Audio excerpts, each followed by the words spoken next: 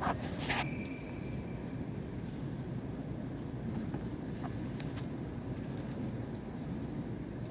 pearl of great price. In the Gospel says the merchant went and sold all he had so he could buy the pearl of great price. It puts the question to us today as believers, what would we be willing to sell everything for a pearl of great price?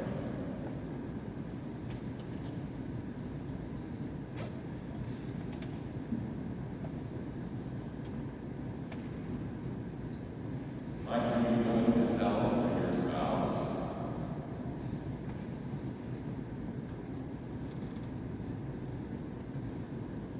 Might you be willing to sell it for a grandchild? Probably, Jesus. Might you be willing to sell it for a friend? What would you be willing to sell to have the world of great Christ? For me, one of the pearls of great Christ is my faith. I would be willing to sell everything for my faith. And the principles of our faith, one of which is today's second reading, which a lot of times we can pass over or not need. And that is, Paul says, God makes all things, turn to good for those who love him. Do we really believe that?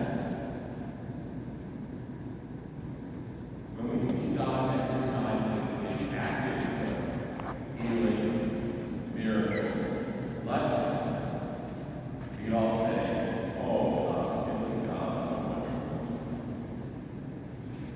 But when we stop see God exercising his permissible will, allowing things to happen, maybe God's not so wonderful. But my experience in life has been that it is true. God makes all the things turn to good for those who love him. As many of you know, I'm a recovered alcoholic. I was sober 23 years this year. And when I first got sober, I couldn't believe that God was going to bring anything good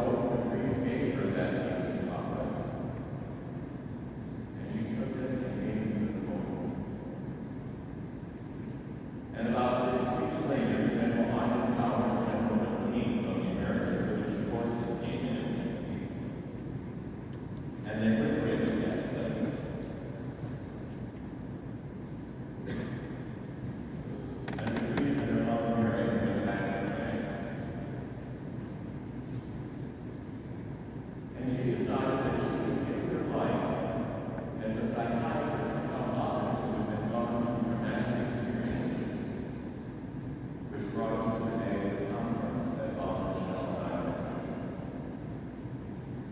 to. And at the end of her story, she said, in the midst of all that horror,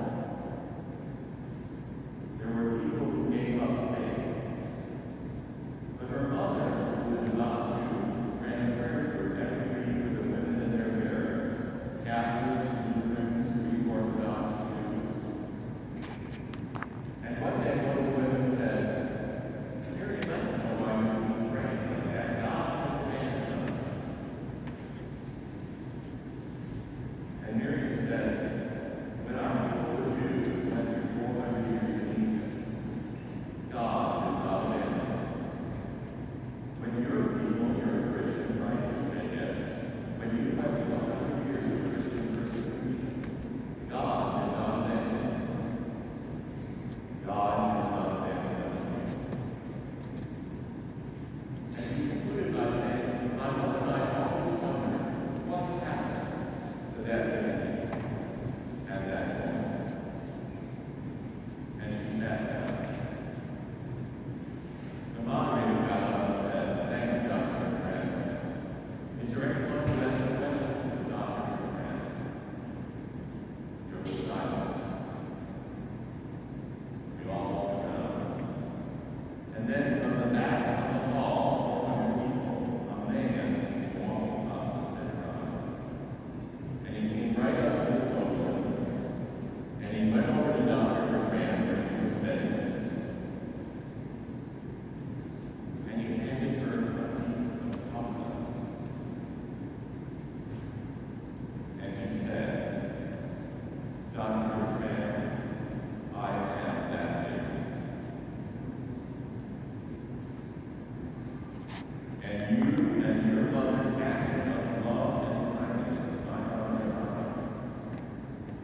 brought incredible good to that horrific time. And because of what you did, I decided like you that I would dedicate my life to helping others who had gone through traumatic experiences.